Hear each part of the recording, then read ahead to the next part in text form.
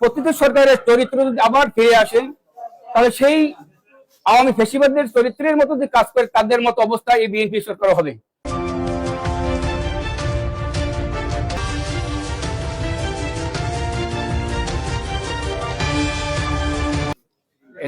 এনসিপির উপর বিএনপির কতিপয় লোক, ছাত্রদল সহ যাদের নাম প্রকাশ করেছে এনসিপি, তাদের উপর নির্যাতন করা হয়েছে, আহত হয়েছে।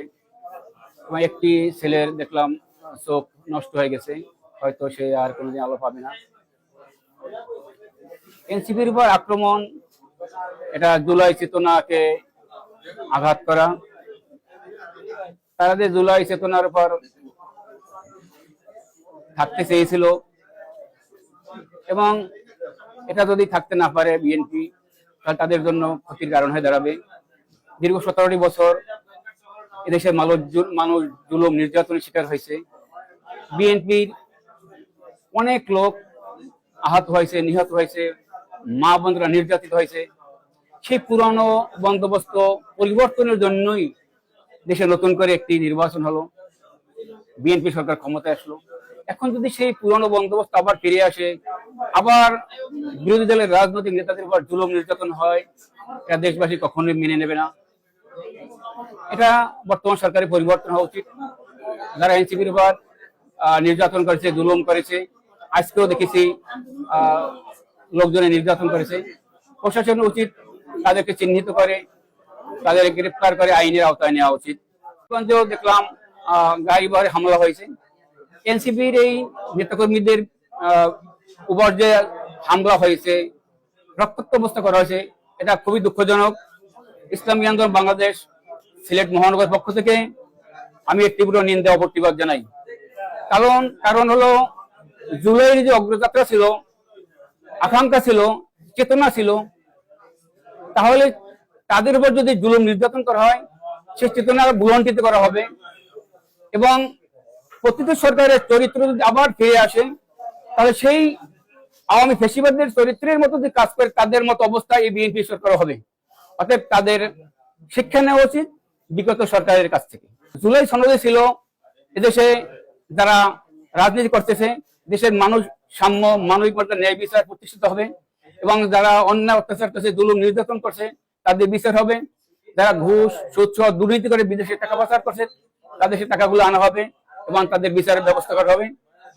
জুলাই সনদের জন্য সমস্ত রাজনৈতিক দল বলেছিল আমরা এটা বাস্তবায়ন হবে, কিন্তু সরকার তারা বাস্তবায়ন করতে চাচ্ছে না।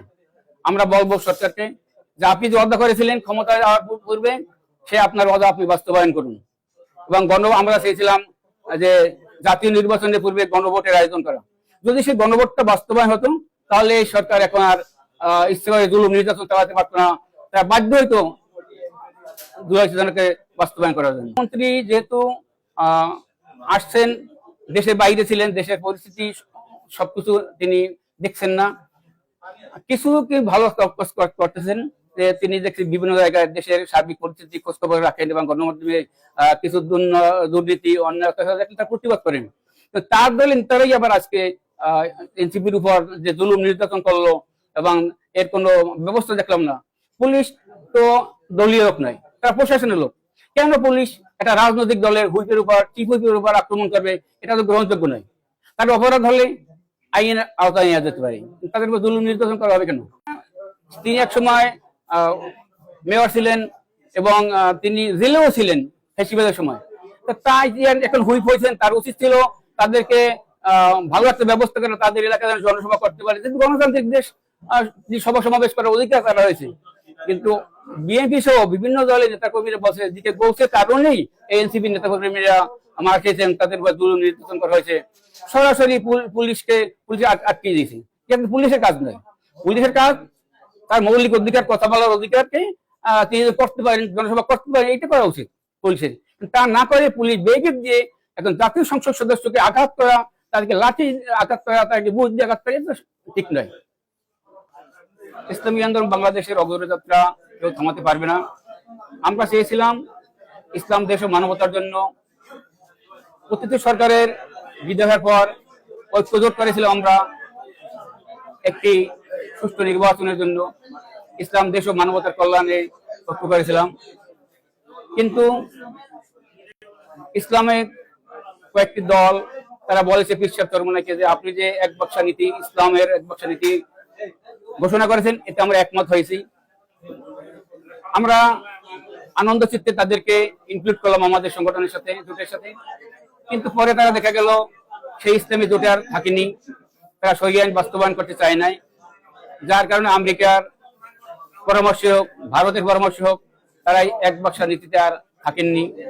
না থাকার কারণে তারা ইসলাম প্রথম বলল চাই এক বাক্সা নীতি আমরা গ্রহণ করব, একসাথে চলবো। যখন ইসলাম শব্দটি তারা আর চায় না, শরিয়া আইন চায় না, তখন আমরা পীর সাহেব চরমনাই সহ আমরা আলাদা হয়ে গেলাম। আর ইসলাম দেশ ও মানবতার জন্যই আমাদের রাজনীতি ছিল।